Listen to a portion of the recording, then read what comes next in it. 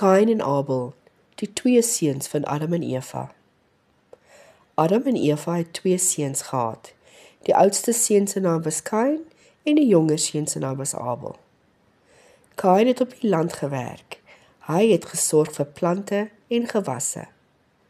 Abel sy broer het skape opgepas en vir die diere gesorg. Albei broers het vir God geken en albei wou hom eer.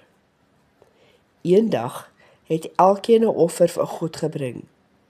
Abel het van sy beste gegee met 'n dankbare hart. Kain het ook 'n offer gebring, maar sy hart was swaar en onrustig.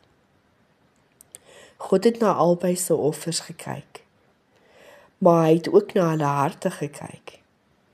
Toe Kain sien dat God nie gelukkig voel nie, het hy kwaad en jaloers geword op sy broer. God het toe sag met Kain gepraat en gesê: "Hoekom is jy kwaad? As jy doen wat reg is, sal dit ook goed wees, maar jy moet kies wat reg is."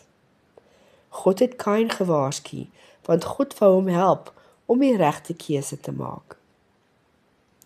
Maar Kain het nie geluister nie. Hy het 'n verkeerde besluit geneem en dit het groot hartseer vir sy familie gebring. Toe vra God vir Kain: "Waar is jou broer Abel?" God het gewys dat hy alles sien en alles weet.